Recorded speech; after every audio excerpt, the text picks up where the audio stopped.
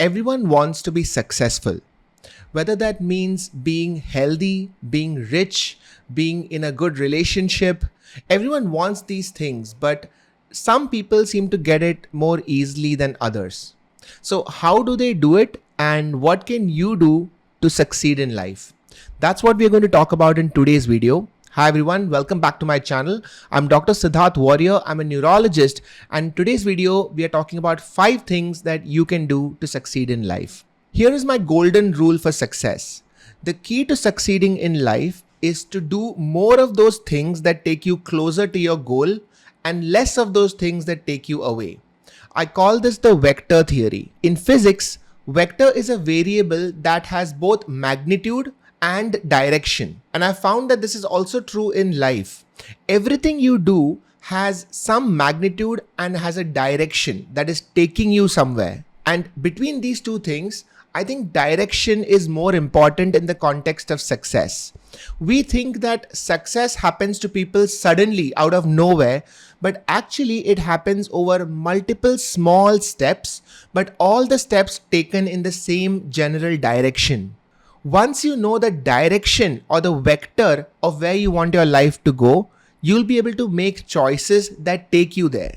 And more importantly, you will know the vector of everything that you do in a day. So you'll be able to tell what are the things that you do that is helping you and what are the things that you do that is taking you away from your vector. And there may be things that are actually working against you. Arranging your life in terms of your vector would be step number 1 in succeeding. Now, some lucky people already know what is the direction of life they want to go in, but some people don't. And the next step is especially for them. Step number 2 is finding the direction of your vector. Here is my framework for deciding the direction of your effort. Make a list of all the things that you like doing or you enjoy learning about. Now think of these as points on a map and you are standing in the middle. Now figure out which of these things will be most useful in helping other people live a better life. That should be your career option. Because remember that society will only pay you money in exchange for the maximum value that you can add to their lives. Everything else on that map will become your personal growth list. Things that you do for your own pleasure, for your own personal growth. Now, it's okay if you don't know the exact location of where you want to go. Just knowing the general direction is enough because it can act like a North Star, something that helps you make choices when you are confused. Look for someone who can guide you or someone who is doing something that you admire. This is the role of a mentor. And this is how the vector theory helps you make more good decisions than bad. Because as you go further along in your journey, each decision will take you a little further towards your goal. And as you reach closer and closer, some interesting things will happen. You will notice small forks in the road. You will notice choices that you never even thought about at the beginning. And in many ways, there is an advantage of not knowing the exact destination at the start of a journey. Because people who decide their final destination early on will often miss out on exploring new opportunities. Like it happens when you put an exact location on Google Maps, only that road will get highlighted and all the other roads will get muted. Similarly, deciding too early on might not be a good idea, and keeping your options open leaves you with more room to work with. So trust the general direction in which you're going and get started. Step number 3 is how to get there. Now, according to the vector theory, everything has magnitude and direction. So we already spoke about direction, but what about magnitude? Finding the right people who are going in your direction, finding the right books talking about what you are interested in, following the right people on YouTube, reading the right blogs, all of these things will help you think in a certain way that will take you closer and closer to your goal faster. On the other hand, people who will distract you with vectors that are not in your direction and habits that slow you down or even stop you, all these things will only take you away from your goal.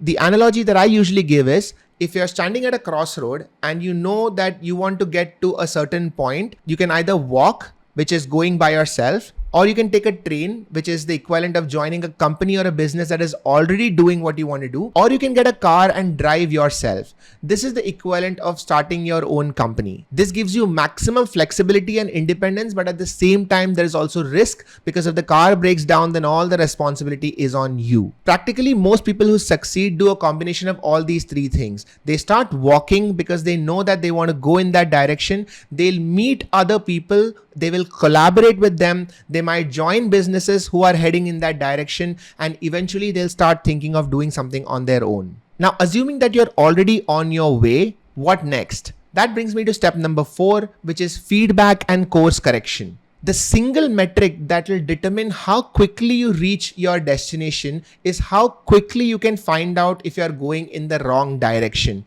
And that is what feedback means. And that is why it is so important to be open to feedback and not consider feedback as failure. Because remember that every time you fail, all it means is that one of your strategies did not go according to plan. Because the sooner you can take feedback, the faster you can correct your course and make sure you're going in the direction of your goal. The time of feedback decides the rate of your growth. The feedback should be fast enough that you don't end up making the same mistakes over and over again. But at the same time, it should not be so fast that you don't have time to learn. So another key to success is learning quickly.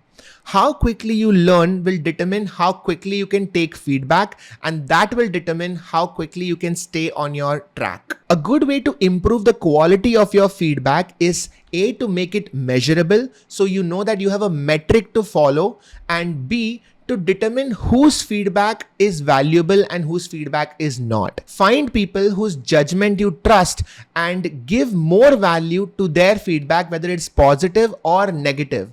And on the other hand, if an anonymous stranger on the internet is giving you feedback, give it less value even if it is positive.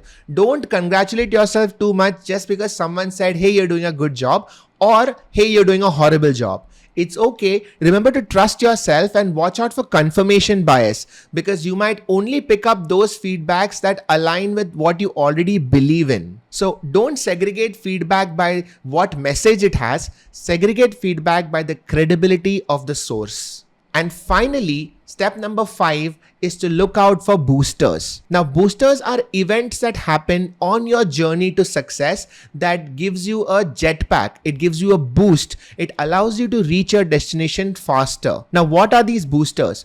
Number 1 are the people.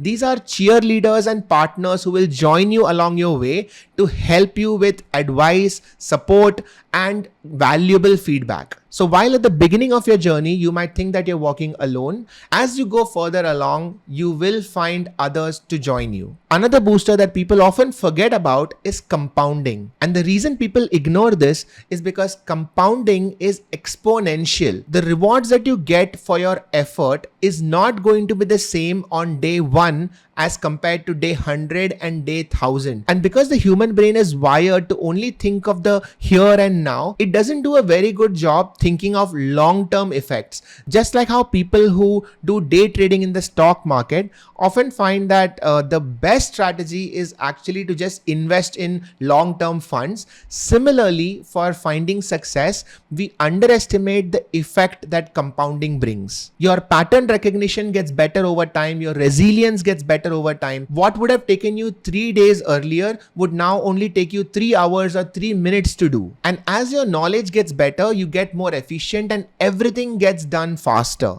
So compounding is a huge booster that comes in along your journey towards success. And another booster that you get on your journey is CAPEX, or capital expenditure. These are the investments that you make at the start of your journey to make your overall journey more comfortable. These are the systems that you've created that are repeatedly useful, information that you've learned that you can use along the way, protocols that you've set in place. The advantages of all these things build up over time. So there you have it. 5 steps that you will go through on your path to success. I hope you found this useful. If you like this video, hit the like button. Subscribe to my channel to motivate me to create more videos like this. All the best to all of you. I'll see you in the next video. Bye everyone. Cheers.